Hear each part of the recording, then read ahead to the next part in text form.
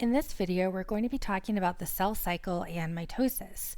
Mitosis refers to one way that cells replicate or reproduce. So this is actually a type of cell reproduction.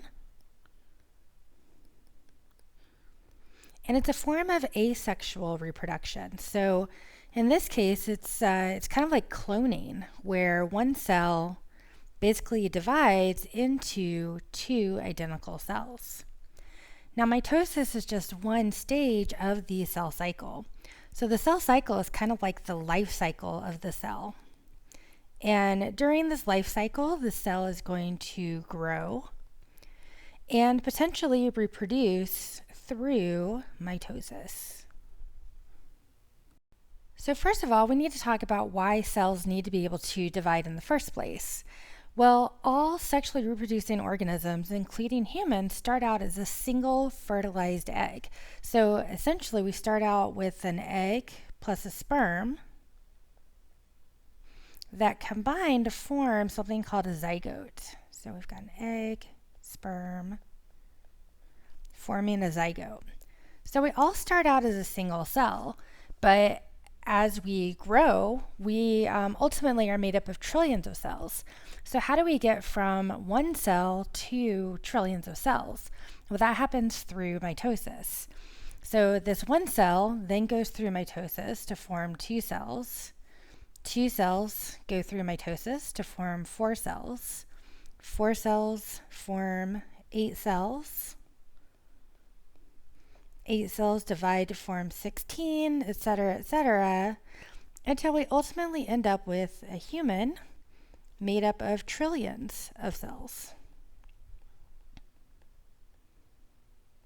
So cells need to be able to divide, and by divide we mean reproduce, so make new cells, so reproduce or replicate themselves, so that we can grow from one cell to trillions of cells, and we develop. Because remember, we look a lot different than we do when we're first born. And during embryonic development, we're just clumps of cells like we see here. Also, once we're full grown and we have all the cells we need in order to be a functioning human, we still have to repair and replace cells, because cells are living things, and so cells are created, but they also can die. So over time, our cells are just being replaced by new cells. In addition to that, if we get injured, we have to be able to make new cells in order to fill in the damaged or replace the damaged cells. Now, before we get too much further into the cell cycle and mitosis, I want to go back and review some of the cellular structures that you've learned earlier in the semester, because these structures are going to come up again as we talk about the cell cycle and mitosis. So first of all, just as a reminder, all cells are surrounded by a cell membrane, which is also known as the plasma membrane. And so this cell membrane is kind of like the skin of the cell. It creates the boundary between the external environment and the internal environment. And that's the phospholipid bilayer that makes up the majority of that cell membrane. The cytoplasm is kind of the goo inside the cell. So it's basically this whole area between the outside of the nucleus and the inside of the cell membrane. So this whole area is the cytoplasmic region. And this is where the intracellular fluid is, which is also called the cytosol. And this is where we also find the organelles suspended in the cell. So things like the endoplasmic reticulum, the Golgi apparatus, and the mitochondria are all suspended in this goo-like substance inside the cell. You also learned about different organelles, which are structures in the cell that carry out a specific function for the cell. And we're not going to go over the specifics as to what each of these organelles does here. So just a reminder that these exist inside the cell, because when a cell replicates itself, it has to make a copy of those organelles and make sure that each new cell that's created during the process also gets some mitochondria and ribosomes and endoplasmic reticulum and Golgi apparatus, etc., etc. Recall that cells also have an internal skeleton made up of fibrous proteins called the cytoskeleton. And these fibrous proteins help to give the cell structure and allow for movement. And when it comes to cell division, they're actually going to help to essentially cut the cell in half as well.